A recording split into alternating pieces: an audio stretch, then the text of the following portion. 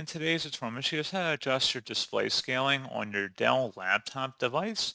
So this should hopefully be a pretty straightforward process here, guys. And without further ado, let's go ahead and jump straight into it.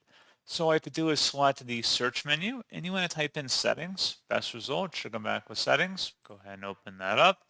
Select system on the left panel, and then on the right side, select display.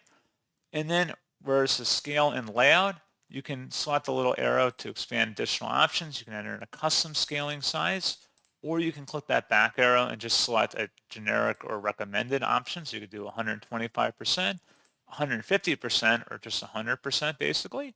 And that's pretty much it.